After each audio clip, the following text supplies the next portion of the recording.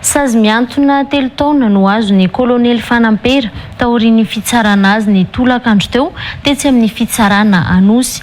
Tamin'ireo ora no niakatra fampanohavana ary nampidirina amponja Vozomaika saingy avy hatrany dia nandeha ny fitsarana azy ary nivoaka ny didy amin'ny telo taona an-tranomaizina sazy miantona io. Tokony androany tamin'ny 7 ora maraina moa niakatra fampanohavana ny kolonely Fanampera saingy nahemotra tamin'ny 7 ora alina ary nalefa teny amin'ny fitsarana indray avy eo tamin'ireo ora tolakandro. Ranambara ny mpisolo vavazy Tojo Rabefaritra eo amin'ny sariny Andry Rabesaotra. Ny zoma alina teo no tonga teny amin'ny borgadiny zandarmy sanany Eloka Bevava teny fiadanana ny kolonely Fanampera taorian'ny fisamborana azy tany Toliara ny talata 5 Martsa lasa teo rehefa avy nivory fanomanana ny hetsika 7 Martsa ranoloha-ranom-baovao azo avy amin'ireo fianakaviana sy ireo olona akaiky azy androany. Tsy nisy fikasia tanana na fakanankerina natao tamin'ny fisamborana ny kolonely Fanampera fanarahana fiara raha vao avy nivoaka ny toerana nivoriany ary nasainy haniditra moramora tao anaty fiara 4x4 izay nolazaina fa ilaina anaovana fanadihadiana ka niangaviana hiditra ny fiara io ho hatrany ireo loha ranom-baovao azo ireo. Nambaran'ireo mpitandro ny filaminana nakazy tamin'ny fiara ireo fa manam-boninahitra jeneraly no eo aminy anao io fanadihadiana io ka tamin'izany no nangatahany Ivelina any an-trano mba hisoloany akanjo saingy tsy nentin'ny vilalana ireo mpitandro ny filaminana nitondra azy fa avy hatrany tena monjy ny lalana mivoaka ny tanàna ny Toliara ho hatrany ireo vaovao azo ireo. Ny vaovao azo avy amin'ny fianakavian'ny kolonely Fanampera ihany koa no nanamafy androany fa namantana avy hatrany tao amin'ny tobin'ny zandary tao Sakara ny fiara nitondra azy taorian'ny fisamborana azy io ary nomena sakafo sy navela natory ambony fandriana tao anaty efitrano iray nitokana ny tenany.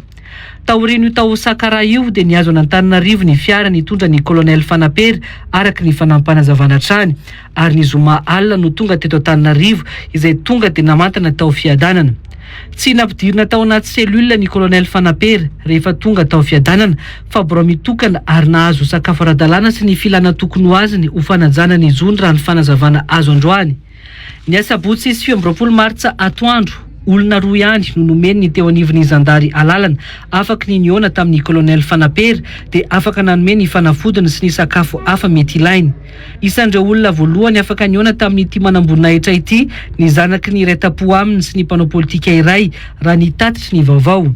Ny asabotsy alina kosa vao nahafantatra io fahatongavan'ny kolonely Fanampera teto Antananarivo io ny fianakaviany ka avy hatrany tena nandray ny fiara niazo an'Antananarivo ary nalahady tolakandro vao afaka ny fanerasera taminy raha ny vaovao azo hatrany. Ho an'ny androany tamin'ny 7 ora maraina no voatondro ho ampiakarina teny amin'ny fampanohavana ny kolonely Fanampera raha ny nambarany ny olona akaiky azy hatrany. Nahemotra tamin'ny 7 ora alina indray anefa avy eo io andefasana azy eny amin'ny fitsarana io hiatrika ny fampanohavana ka tsy navela hivoaka ny toby tao fiadanana ny tenany raha ny vaovao nambarany fianakaviany. Tampoka teo indray anefa dia naroso tamin'ny 12 ora atoandro io fiakarana ny fampanohavana io saingy tamin'ny 2 ora latsaka fahefany vao nigadona teny amin'ny fitsarana ny kolonely Fanampera izay nentina tamin'ny fiara tsotra raha nambarany fianakaviany. Tsy nisy nahafantatra io fiara nitondra azy io ary tsy nisy nahitany nidirany tao anatin'ny fitsarana ihany koa ho an'ny androany raha ny fanazavana hatrany.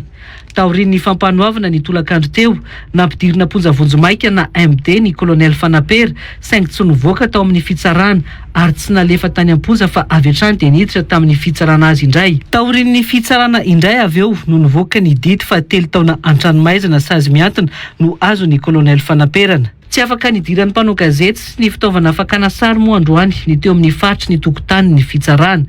Tsy misy afaka nanaraka ny kolonely Fanampera ihany koa ny fianakaviany akaiky azy ankoatra ny mpisolo vava araka ny nambaran'izy ireo.